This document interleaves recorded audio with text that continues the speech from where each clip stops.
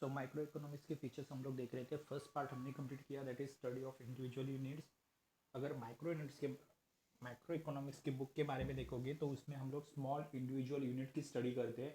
Small individual unit, इसका मतलब utility, demand, supply, land, labour, capital, entrepreneur, oligopoly market, perfect competition market and monopoly आणि monopolistic market. इतने सारे चीज़ों का हमने, छोटी छोटी चीज़ों का हमने वहाँ पे स्टडी किया। इंडिविजुअल फर्म्स की हमने स्टडी की, जैसे लैंड, लेबर, कैपिटल, इंटरप्रेनर्स, और उसी के साथ इंडिविजुअल प्राइस की हमने स्टडी की, यानी डिमांड और सप्लाई। और इंडिविजुअल हाउस होल्ड की हमने स्टडी की, मतलब कंज्यूमर्स प्राइस कैसे डिसाइड करता है एंड प्रोड्यूसर्स प्राइस कैसे डिसाइड करता है, इसकी स्टडी हमने की है माइक्रो इकोनॉमिक्स की बुक में। Second, price theory. Micro economics की जितनी थेरीज आप देखोगे वो सब प्राइस थेरी है, क्योंकि उसमें दो चीज़ों की, पहला तो है डिमांड और सप्लाई का इक्विलिब्रियम करके हम प्राइस डिसाइड कर सकते हैं, और दूसरा है land, labour, capital, entrepreneurs, land, labour, capital, entrepreneur, इनके साथ हम लोग भी गुड्स एंड सर्विसेज की प्राइसेस प्रोड्यूसर डिसाइड करता है। देयरफॉर उस थेरीज को कहते हैं प्राइस थेरी। तीसरा हमने देखा पार्शियल इक्विलिब्रियम। माइक्रो इकोनॉमिक्स की जो थेरी है वो सारी थेरी दो फैक्टर्स की तरफ कॉन्सेंट्रेट करती है। वो दो फैक्टर्स है डिमांड एंड सप्लाई, राइट।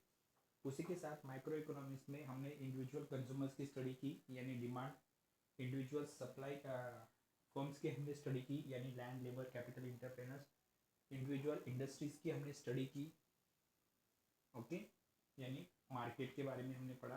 तो ये सब हर एक छोटी छोटी चीज़ों का, हर एक छोटे छोटे पार्ट की हमने स्टडी की, इसलिए उसको कहा जाता है पार्शियल इक्विलिब्रियम।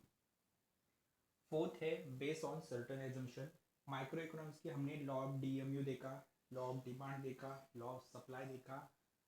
ये सारी थेरीज अगर आप देखोगे तो उसमें आपको कॉमन चीज दिखाई देगी, that other things remain constant. मतलब वो थेरीज देखते वक्त जो पर्सन या जो कंज्यूमर्स चीज़ें कंज्यूम करेगा, चीज़ें इस्तेमाल करेगा, उनकी टेस्ट, हैबिट, चॉइस, प्रेफरेंसेस, ये सब सेम होंगे।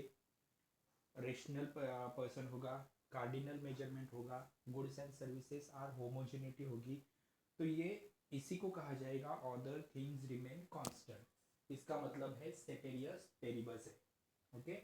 दूसरा आपको वहाँ पे सब में एक एजम्पशन दिखाई देगा, that is laissez faire policy.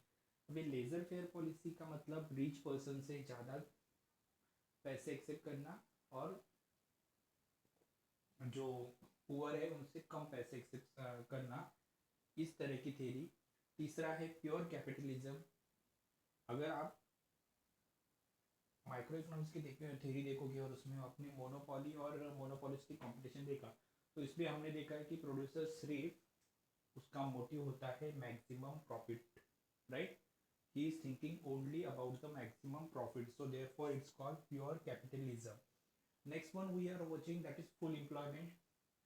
If we observe all the theories of microeconomics is described that the job is totally available for each and every person. Consumer is very satisfied and he is ready to take on any kind of goods and services on the whatever the prices are available. Okay, they are not discussing about the prices. Whatever the prices are available, they are directly accepted that prices.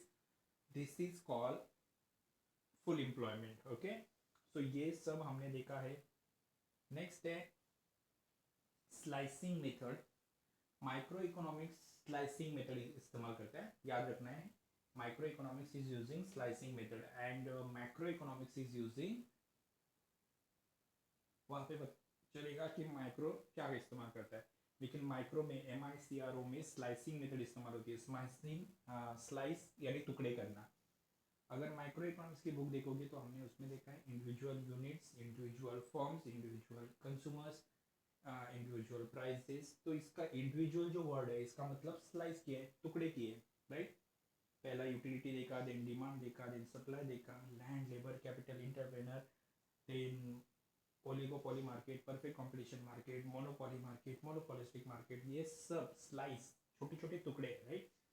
इसका मतलब हमने monopoly market में क्या किया है, हर एक unit की separate study की है।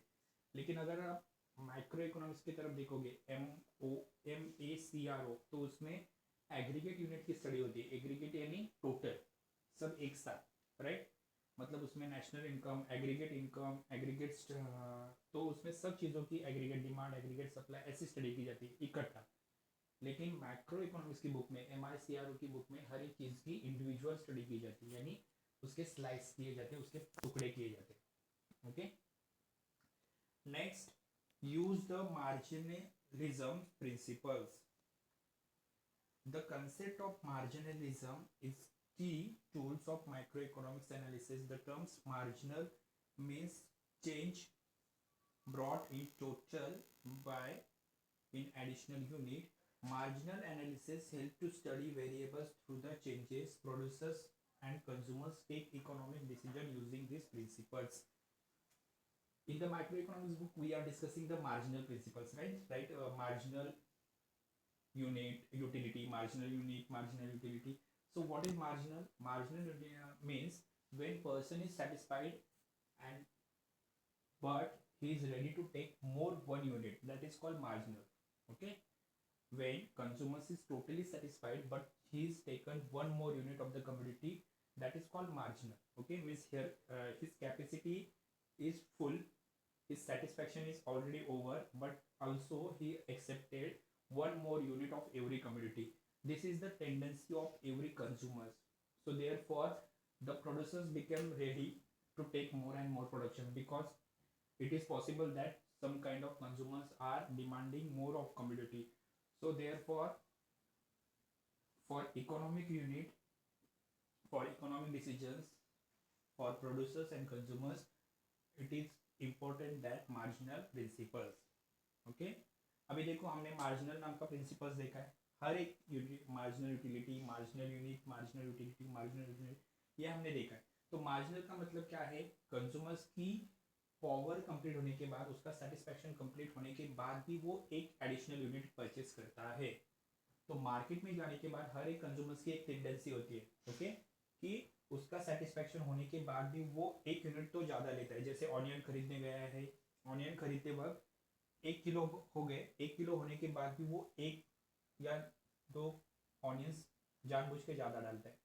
अभी ये 1 और 2 ऑनियंस ज़्यादा डालने का मतलब क्या है? दैट उसकी टेंडेंसी होती है कि उसको जब भी कुछ मिलेगा तो उसमें वो सेटिस्फाइड नहीं होता है, right. The person is not satisfied in every amount. So therefore कई बार ये होता है कि कंज्यूमर्स को थोड़े से पैसों में ज़्यादा चीज़ें एक्सपेक्टेड होती है। उसी वक्त प्रोड्यूसर्स को मालूम होता है कि हर एक कंज्यूमर्स जानबूझ के 1-2 चीज़ें तो एक्स्ट्रा उठाएगा, राइट। मतलब उसका सेटिस्फेक्शन होने के बाद भी वो ज़्यादा चीज़ें खरीदेगा। इसी चीज़ को कहा जाता है मार्जिनल।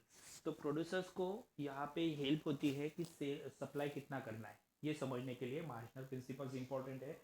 उसी तरह कंज्यूमर्स को भी सेटिस्फेक्शन कंप्लीट होने के बाद भी जो एडिशनल यूनिट की आदत होती है वो भी पता चलती है। तो इससे इकोनॉमिक डिसीजन लेने के लिए उनको इजीली पॉसिबल हो सकता है। 7, analyse of the market structures. अभी माइक्रो इकोनॉमिक्स की बुक में आपको मार्केट के टाइप्स दिए हैं। In the micro economics book you have to watch the types of market. There is a perfect competition market, oligopoly market, monopolistic market. This all kind of market. Which market is suitable for you? Which market structures of economy is possibly established now? That's we are watching in this book. Okay. So microeconomics में बहुत सारे different market structures दिखाए जिसकी हमने study की है, right? That is analyze of market structures. Next है last one, limited scope. When we are watching the microeconomics theory, there's only included 3 types of scope, right now? It is only price theory, it is only theory of unit, and it is only theory about marginal or maximum satisfaction, right? Or marginal efficiency, right? But these all theory are only limited theory. The demand, the supply, the land, the labor, the capital, the entrepreneur, these all factors we are not thinking our real life. This is very small individual units which is not thinking about the person. But when we are study about the economy, there are so many problems faced by the economy, just like poverty, just like unemployment, just like inflations, just like overpopulation, just like underemployment. These all problems are the national problems, and this is not part of national. This is not part of microeconomics. So therefore, the microeconomics have limited scope. Okay, तो आपको micro economics की book पढ़ते वक्त आपने सब individual unit की study की, land, labour, capital, entrepreneur, but ये फैक्टर्स बहुत ही स्मॉल यूनिट है। ओके, और जिस इसमें नेशनल से रिलेटेड या कंट्री से रिलेटेड प्रॉब्लम्स के बारे में नहीं सोचा जाता है। कंट्री में बहुत सारे प्रॉब्लम्स है, जैसे पॉवर्टी है, गरीबी है, अनएम्प्लॉयमेंट है, लोगों को जॉब अवेलेबल नहीं है, ओवर पॉपुलेशन का प्रॉब्लम है कंट्री में, इकोनॉमिक ग्रोथ नहीं है हमारी कंट्री की। सो ये प्रॉब्लम्स माइक्रो इकोनॉमिक्स में सॉल्व नहीं होते या डिसॉल्व नहीं होते। माइक्रो इकोनॉमिक्स इसके बारे में नहीं सोचता है। Micro economics is only thinking about the individual unit, छोटे छोटे यूनिट के बारे में सोचता है, एक कंज्यूमर्स के बारे में सोचता है और एक प्रोड्यूसर्स के बारे में सोचता है। तो माइक्रो इकोनॉमिक्स की बुक को लिमिटेड स्कोप है। आई होप आपको तीन समझ में आए होंगे। First one is marginal principles. Marginal जो माइक्रो इकोनॉमिक्स की सारी थेरीज है उसमें मार्जिनल प्रिंसिपल्स के बारे में सोचा गया है। मार्जिनल का मतलब है इसमें बहुत सारी जो थिंकिंग्स है या बहुत सारी जो थेरीज है उसमें सारे थेरीज में एक चीज़ दिखाई है, दैट इज मार्जिनल यूटिलिटी। मतलब पर्सन का सेटिस्फेक्शन कंप्लीट होने के बाद भी वो एक्स्ट्रा यूनिट के बारे में सोचता है। तो कंज्यूमर्स की यही सोच होती है, उसी तरह प्रोड्यूसर्स को भी सप्लाई करना पड़ता है।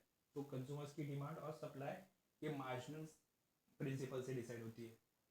नेक्स्ट है मार्केट स्ट्रक्चर्स, हमने देखा है माइक्रो इकोनॉमिक्स की बुक में। ओके, परफेक्ट कंपटीशन देखा हमने, मोनोपोली देखी, मोनोपोलिस्टिक देखा, ओलिगोपोली मार्केट देखा। तो ये सब मार्केट के टाइप्स है। ओके, नेक्स्ट हमने देखा है कि माइक्रो इकोनॉमिक्स की जो बुक है उसको लिमिटेड स्कोप है, because micro economics is only thinking about the unit, consumers and producers. Okay, but economy के बहुत सारे प्रॉब्लम्स है, जैसे पॉवर्टी है, अनएम्प्लॉयमेंट है, इन्फ्लेशन है, ओवर पॉपुलेशन है। इन सारे प्रॉब्लम्स को ये हैंडल नहीं कर सकता। Okay, this is the features of micro economics. You have to read properly, and if you have any doubts ask me in the next lectures or in full days.